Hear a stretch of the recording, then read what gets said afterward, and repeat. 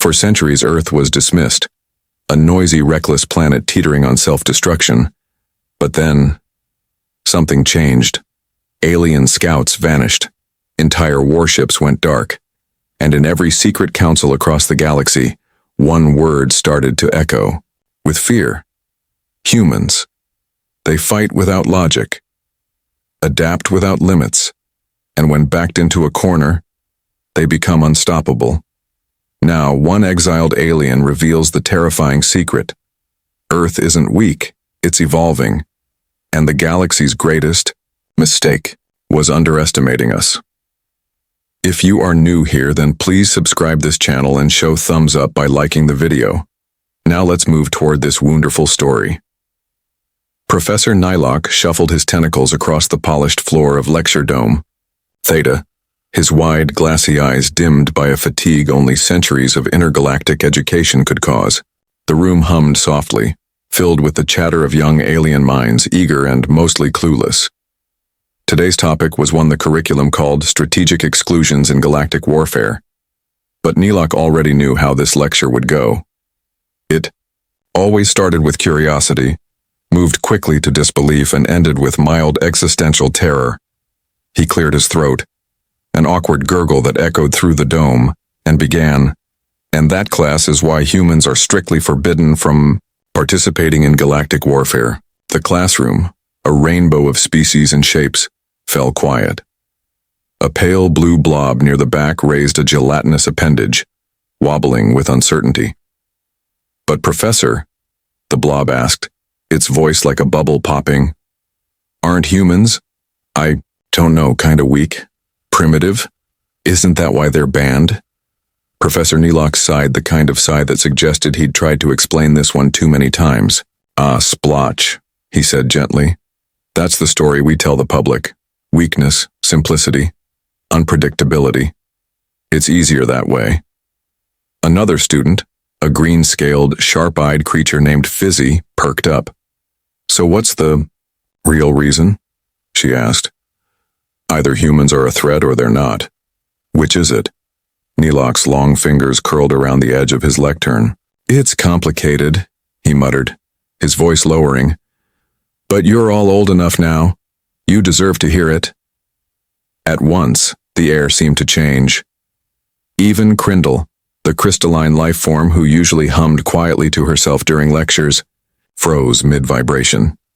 Every eye, stalk, lens, and antenna turned toward the professor. "It began during the Battle of Jarnath Station," Nylock said, his voice carrying the weight of memory. "The Galactic Council made a decision. A trial run. They thought foolishly that humans could be allies, controllable, useful in small numbers. The Council expected them to follow orders, fight like everyone else, maybe even lose quietly. But instead, the humans adapted." Splotch gurgled nervously. "They didn't get vaporized?" Nylock shook his head slowly. "Oh no, that would have been merciful. For us." He walked to the projection wall and waved a hand. A glowing image appeared, a human in crude armor, holding what looked like a modified gardening tool. "This was Commander Mira Talon," he said, "a field leader. First day on the battlefield, she asked for schematics of enemy weapons. By noon, she had reprogrammed them to play distracting sound loops. Earth pop music, I think it was. Their enemies surrendered after 3 hours of it." The class snorted, bubbled, and blinked. Fizzy raised a claw. "Wait, that worked?" Nylock nodded. "Oh yes, but that was just the beginning. You see, humans, they don't think like us. Most species build strategies based on logic, tradition, and statistical modeling. But humans, they use something else. Improvisation, creativity, audacity." He flicked the projection again. A new image appeared, a glowing map of a space station twisted into a spiral. They turned their own ship's escape pods into guided missiles. They melted down their kitchen equipment to forge armor. One soldier apparently hacked an enemy fleet's communication hub using nothing but a universal remote and chewing gum. Crindle let out a confused hum. "Isn't that impossible?" "Exactly," Nylock replied, almost whispering. To them, impossible is just a challenge. And that's what terrifies us. They don't just win battles, they change the rules. They look at the laws of physics the way a child looks at building blocks, something to play with, not obey. He paused, scanning the faces in front of him. You know how most civilizations fight wars, rules, honor codes, agreed upon limits. But humans? They invented something called war crimes, not as a way to behave better, but to make sure they knew exactly what not to do. And then they did everything that wasn't on the list. There was a moment of stunned silence. That's messed up, Fizzy muttered. Oh, it gets worse, Neelok said. They weaponized language, psychological warfare, sarcasm. They called their strategy thinking outside the box. What they actually did was set the box on fire and use the ashes to confuse enemy radar systems. The class was no longer curious. They were leaning in, or oozing in Splotch's case, with a mixture of horror and fascination. Neelok sighed again, this time with something like admiration. The council realized too late that we had not recruited allies. We had unleashed a story-loving, problem-solving, dangerously inventive force of nature. Crindle softly chimed, So, what happened after the war? They were asked to go home, Neelok said. Politely begged, actually. We said we needed peace. They said they needed a nap and some reality TV. He looked out at the stunned faces and added, But understand this. Humans aren't banned because they're dangerous. They're banned because no one knows what they'll do next. And that, class, is the real reason. A soft gulp echoed from the back. Professor? Splotch asked hesitantly. Do you think they'll ever come back? Neelok hesitated. I hope not, he said. And yet, deep down, he suspected they would. Because humans were many things. Predictable was never one of them. The story of how humans were banned from galactic warfare isn't just a history lesson. It's more like a warning wrapped in disbelief. And it all began with a simple idea from the Galactic Council. Test the humans. Just a small unit. Nothing serious. They figured humans, being new to space travel and late to interstellar politics, would follow orders and stay in their lane. That was their first mistake. Captain Mira Talon, a human military commander, had been chosen to lead the trial unit. The council's representatives considered her harmlessly overconfident, which in hindsight was a terrible misjudgment. She arrived at Jarnath Station, the main battleground in a conflict between two rival empires, with a squad of only 8 soldiers and a duffel bag full of snacks. Mira smiled a lot. She made jokes nobody understood, and she kept asking questions, like, what happens if you shoot a gravitational stabilizer with a beam of reverse-phase plasma? That should have been their first red flag. Alongside Mira were observers from the council. One of them was High Strategist Wunil, a tall insectoid being with a passion for structure and protocol. He documented everything, noting Mira's behavior, with increasing concern. The other observer was Thimble, a small round robot built for analysis and surveillance. Thimble recorded Mira's conversations, her actions, and her endless habit of drawing diagrams on walls with permanent marker, AD. The first day of deployment, Mira's team was shown the standard issue weapons and armor. She nodded, said neat, and then spent 2 hours in the mess hall tinkering with a toaster and some magnetic coils.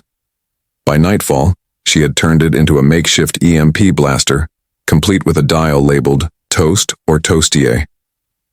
Her team didn't laugh, but they followed her lead anyway.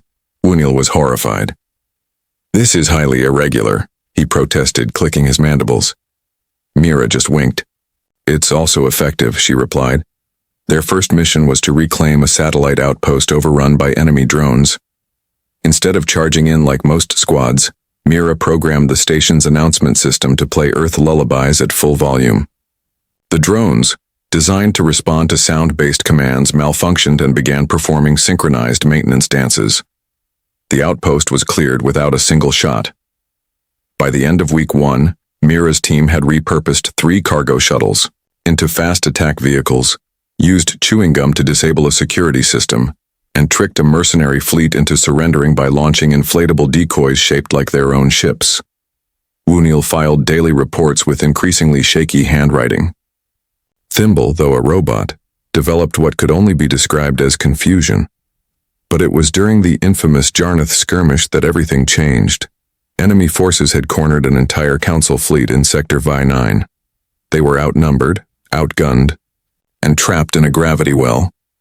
Protocol dictated retreat or surrender. Mira naturally ignored that. Instead, she used the fleet's navigational data to map the surrounding space, identified unstable wormholes nearby, and proposed something she called the Slingshot Express. Her plan? Ride the collapsing wormhole like a surfer on a wave, and launch a surprise attack from the other side. It's madness, Wooniel insisted. It's physics, sort of, Mira replied, strapping herself into the pilot seat of the lead ship. With a little help from adrenaline and optimism. It worked, sort of. The fleet reappeared behind enemy lines in an explosion of light and confusion. The enemy panicked. Ships collided. Communications broke down. Mira's team broadcasted old Earth sitcoms on all frequencies, adding to the chaos. In under an hour, the battle was over. The council called it a miracle. Mira called it a good Tuesday. Her team celebrated with ice cream and a game of zero-gravity dodgeball. Wooniel locked himself in a sensory deprivation pod for 3 days, but the shockwave of their actions spread across the galaxy. Other species began asking, how had a group of undertrained, under-equipped humans defeated one of the most dangerous fleets in the quadrant? The answer wasn't technology or strength. It was unpredictability, resourcefulness, a stubborn refusal to follow rules written by others. The council met in emergency session. Some argued for promoting Mira. Others called for her immediate exile. In the end, they compromised by banning all humans from future military operations. Officially, it was for safety concerns. Unofficially, it was because no one wanted to fight alongside someone who might weaponize their coffee machine. Mira didn't take the ban personally. She returned to Earth with a grin and a small alien plant she claimed was a gift from a grateful warlord. When asked in a rare interview how she felt about the council's decision, she shrugged and said, "Honestly, it's probably for the best. I've got a few other experiments I want to try, like building a telescope that can see into next week." Thimble's final report was brief. It read, "Conclusion. Humans are not a military asset. They are an unpredictable force of creative chaos. Recommend no further testing. Ever." And so the story behind the ban became legend. It wasn't about fear. It wasn't even about power. It was about the terrifying truth that humans didn't just fight wars. They reinvented them. And the galaxy wasn't ready for that. The Galactic Council hadn't thought about humans in years. Not seriously, at least. Ever since they had politely but firmly banned them from participating in interstellar warfare, things had been quieter, simpler, more predictable. The council chambers had returned to discussions about trade agreements, border patrols, and the ethics of cloning extinct vegetables. Everyone had moved on, or so they believed. That illusion shattered on a warm cycle morning when an unexpected transmission arrived. It was marked low urgency, but the moment the council translator decoded the human dialect, every alarm on the moon of Veritas 9 went off at once. The message was short and cheerful, like a birthday invitation from a mischievous cousin. It read, "Hello, friends. We're planning to drop by the next council meeting. Just want to say hi. Bring snacks." Panic spread faster than a solar flare. Ambassador Finor, a fish-like being who preferred calm environments and herbal teas, was the first to react. He spilled his mug and began frantically rewriting the security protocols. "Why now?" he muttered, splashing water across his desk. "Why them? Why again?" Across the galaxy, council members scrambled to prepare. Emergency meetings were called. Entire fleets were put on standby. Diplomatic translators updated their Earth slang libraries. And at the center of it all stood Chief Liaison Mata, a tall, feathered delegate known for her no-nonsense attitude. She stared at the human message on the screen and sighed deeply. "They're back," she said. The council meeting took place on Nu Core, the most neutral moon in the galaxy. Delegates from over 300 species gathered in the massive atrium, whispering nervously. Some were hopeful. Others looked like they were about to faint. The entrance doors loomed like a ticking clock. Then, at precisely the scheduled time, something humans rarely respected. The doors opened. In walked Captain Mira Talon.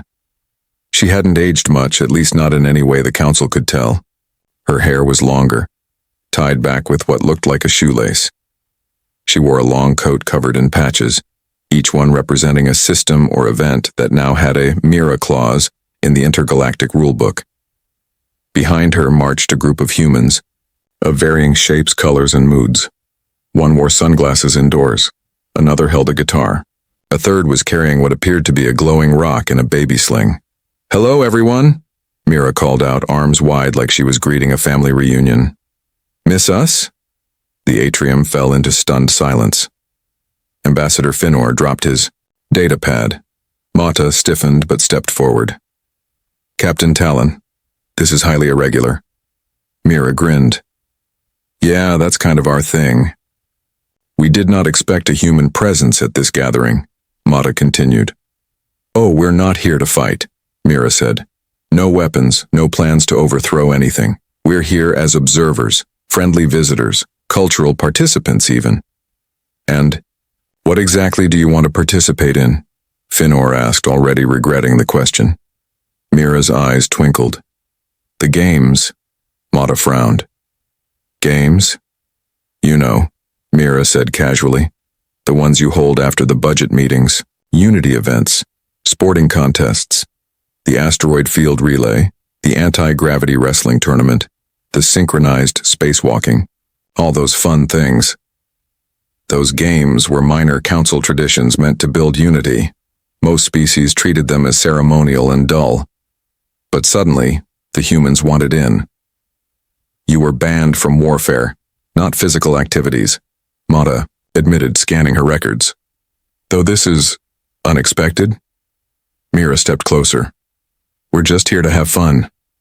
No laser cannons, no surprise wormholes, no diplomatic upsets." She paused, then added with a smirk. "Unless someone's up for a round of zero-G dodgeball." The council chamber buzzed with nervous whispers. No one knew what to do. Humans technically weren't breaking any rules, but everyone remembered what happened the last time Mira said she was just here to help. Still, some species, especially the younger delegates, were curious. The idea of watching humans compete was oddly thrilling. Maybe it could even be entertaining. Mota, still suspicious, tried to keep control. "Fine," she said. "You may observe and, under careful supervision, participate in non-critical cultural activities. But if anything gets out of hand, it won't," Mira said quickly. "We've turned over a new leaf. Full respect. Total chill." At that moment, one of the humans sneezed, and the glowing rock he was carrying hummed briefly, sending out a small ripple of energy. A nearby delegate levitated 6 inches off the ground before slowly floating back down. "Sorry," the human called out cheerfully. "Still getting used to the babysitter settings." Mira coughed. "Minor accident. Harmless." Mata closed her eyes and whispered something in her native language that roughly translated to, "This is my punishment for having ambition." As the humans mingled with the delegates, shaking hands and exchanging stories, Mira stood at the edge of the room, watching.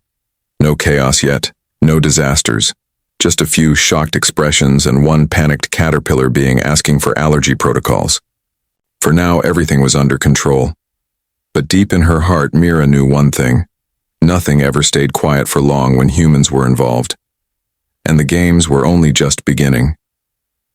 The Unity Games had begun with a surprisingly calm opening ceremony. No explosions, no mysterious black holes, and not even one unexpected gravity inversion. For a moment, the Galactic Council dared to hope that the humans were finally playing by the rules. Captain Mira Talon stood politely in the background, sipping a drink that might have been fruit juice or possibly some kind of earth energy liquid called mountain flash. Either way, She looked far too pleased with herself. The games took place in the Stellar Arena, a floating stadium orbiting the twin suns of Drellis Prime. Delegates from every known species came to watch or participate. Events ranged from zero-gravity, obstacle courses to asteroid slalom races. Humans, of course, had signed up for everything.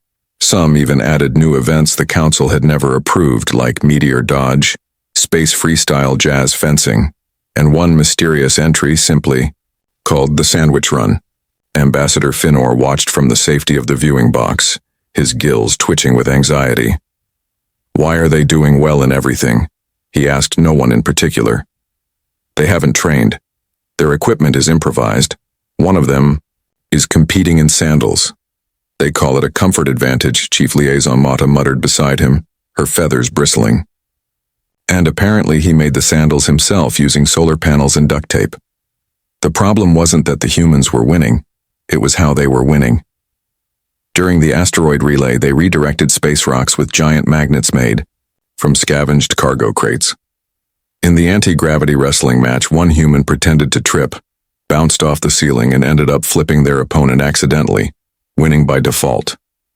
And in the synchronized spacewalking event, two humans simply performed a dance routine from an old Earth musical while humming the theme song, earning a perfect score from judges too stunned to disqualify them.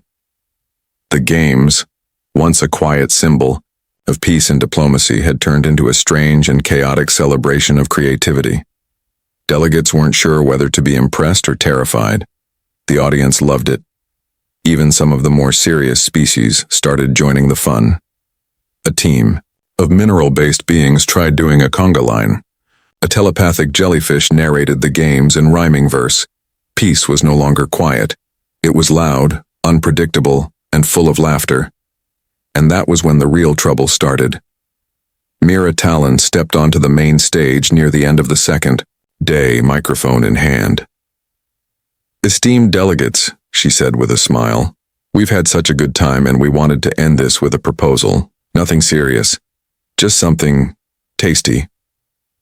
The screen behind her lit up with images of Earth food, sizzling grills, piles of colorful dishes, and something sticky being pulled apart around a campfire. "We propose the first ever intergalactic barbecue cook-off," Mira declared. "A friendly, flavor-filled gathering where everyone brings their best recipes, no weapons allowed, just sauce." The chamber fell silent. Ambassador Finor blinked slowly. "I'm sorry. Did she just say barbecue?" "Yes," Mata replied flatly. "And I think they're serious." What started as a joke turned into a movement. Within hours, alien species were submitting their own dishes. Some wanted to boil lava slugs, others offered fermented moonfruit, one sentient gas being promised to bring flavored fog. Entire diplomatic teams began arguing about marinades instead of treaties. Peace, once stiff and formal, was now deliciously chaotic, and yet not everyone was thrilled. Ambassador Korthar of the Spindle System, a strict traditionalist, demanded a return to order.